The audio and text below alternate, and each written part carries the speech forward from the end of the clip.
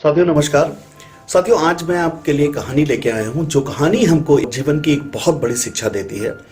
ये कहानी सिंपल सी है कि एक बार एक बहुत अच्छे एक मूर्तिकार होते हैं जिनको बहुत सुंदर मूर्तियां बनाने का एक विशेष अनुभव होता है। एक बार एक व्यापारी उनसे संपर्क करता है और व्यापारी अपने दिल की इच्छा रखता है कि मैं मान्यवर एक मंदिर बनवाना चाहता हूँ साईं बाबा का, और आपसे निवेदन है कि आप एक सुंदर सी साईं बाबा की एक मूर्ति की रचना करिए हमारे उस मंदिर के लिए।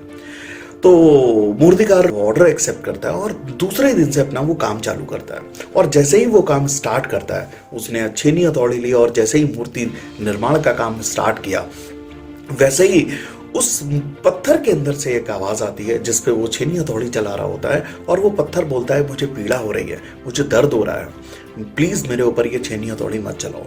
तो वो मूर्तिकार बोलता है कि मैं एक मूर्ति का निर्माण कर रहा हूं जिसको एक मंदिर में स्थापित किया जाएगा, लोग पूजा करेंगे, तो ये दर्द होना स्वाभाविक है, इसको आपको बर्दाश्त करना पड़ेगा। लेकिन फिर पत्थर के अंदर से आवाज आती है थोड़ी देर के बाद कि नहीं, ये पीड़ा हो रही है, प्लीज आप ये छेनी हथौड़ी मत चलाओ। और फाइनली वो मूर्तिकार उस पत्थर को वहीं पे छोड़ देता है। उसका मूड भी अपसेट हो जाता है, उसको लगता है कि अरे ये क्या हुआ, ये ऑर्डर मैं कैसे कंप्लीट करके दूंगा, मैंने तो वचन दिया हुआ है। दूसरे ही दिन मूर्तिकार एक दूसरा पत्थर लेता है और दूसरे पत्थर पे छेनी हथौड़ी जैसे ही चलानी स्टार्ट करता है, मन के अंदर एक आशंका भी होती है कि नहीं, इस पत्थर से भी इसी तरह का अगर रिएक्शन आया तो मैं क्या करूंगा। और थोड़ी देर 2 4 5 घंटे काम करने के बाद उसके अंदर एक क्यूरियोसिटी आती है। तो उस क्यूरियोसिटी के बेसिस पे वो उस पत्थर से पूछता है कि तुमको पीड़ा नहीं हो रही है क्या, तुमको दर्द नहीं हो रहा है क्या। तो उस पत्थर के अंदर से आवाज आती है कि नहीं, मुझे दर्द हो रहा है, लेकिन मुझे पता है कि ये आप एक मूर्ति का निर्माण कर रहे हैं और इस मूर्ति की स्थापना किसी मंदिर में होगी जहां लोग मेरी पूजा करेंगे, अर्चना करेंगे, लोग मुझे फूल माला चढ़ाएंगे, और वो सोच के मैं इस पीड़ा को बर्दाश्त कर रहा हूं। और मूर्ति संपन्न होती है। 3 महीने के उपरांत वो व्यापारी आता है और वो व्यापारी उस मूर्ति को लेके अपने साथ जा रहा होता है। और जैसे ही व्यापारी जब निकल रहा होता है वो साईं बाबा की मूर्ति को लेके, उसकी अचानक नजर एक उस पत्थर पे पड़ती है। और पत्थर पे नजर पड़ने के बाद वो मूर्तिकार से बोलता है कि ये पत्थर भी मुझे चाहिए। तो मूर्तिकार कहता है कि सर ये पत्थर तो मैं काम कर रहा था लेकिन मेरा काम नहीं हुआ, तो एक तरह का यूजलेस है, तो आपको चाहिए तो मैं दे देता हूं। तो व्यापारी उसके पैसे देता है और वो पत्थर लेके जाता है। तो लेकिन मूर्तिकार सिर्फ एक ही बात उस व्यापारी से पूछता है कि सर आपको लेकिन ये पत्थर क्यों चाहिए, क्या काम है आपको इस पत्थर का।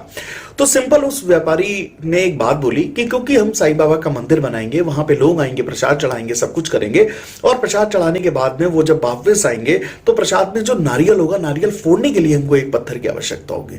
तो इस पत्थर को हम मंदिर के बाहर लगाएंगे जहां पे लोग आके अपना उस नारियल को फोड़ पाएंगे। सेम इसी तरीके से होता है, मंदिर में मूर्ति की स्थापना होती है, वो पत्थर जहां पे लगा जाना था वो नारियल फोड़ने के लिए वो लगाया जाता है, सब कुछ हो जाता है, सारी चीजें। और लोग आते हैं, लोग पूजा अर्चना करते हैं, लोग जाके वहां पे नारियल फोड़ना स्टार्ट भी कर देते हैं, सब कुछ होता है। एक दिन जब दोपहर का टाइम होता है, जिस समय मंदिर बंद होते हैं, उस समय ये जिसपे नारियल फोड़े जा रहे थे वाला पत्थर उस साईं बाबा की जो मूर्ति है उस मूर्ति से बोलता है कि आपको पता है कि सबसे पहले मूर्तिकार ने मुझे उठाया था और मेरे ऊपर काम स्टार्ट किया था ये मूर्ति बनाने के लिए। तो जो साईं बाबा की मूर्ति होती है उसके अंदर से आवाज आती है कि यस बिल्कुल आप ही को स्टार्ट किया था, लेकिन आपने वो पीड़ा नहीं सही, आपने वो दर्द नहीं सहा। आपने अगर वो दर्द और पीड़ा सही होती तो आज आपकी पूजा हो रही होती है जैसे मेरी पूजा हो रही है। साथियों ये कहानी हमको बहुत बड़ी सीख देती है। ये कहानी इतनी बड़ी सीख देती है कि जब जीवन निर्माण में हमारे ऊपर कोई दर्द आते हैं, वो जो पीड़ा आती है, जो भी सेक्रीफाइसेस आते हैं, ये सारे सेक्रीफाइसेस हमको बर्दाश्त करने होते हैं।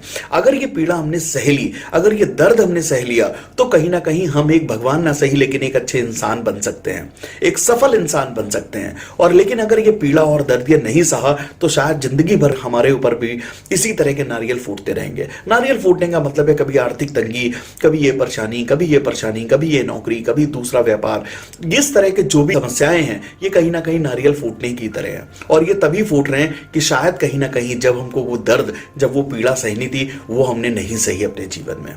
साथियों सिंपल इसी बात है कि दर्द सबके एक होते हैं मगर हौसले सबके अलग अलग होते हैं। कोई हताश होकर बिखर जाता है, कोई संघर्ष करके निखर जाता है। साथियों थैंक यू सो मच। मुझे उम्मीद है कि इस कहानी के माध्यम से आपको जीवन की एक सीख मिली होगी और इस सीख को आप अपने जीवन में उसको धारण करेंगे, उसको अपनाएंगे। Thank you so much. Wish you all the very best. Thank you.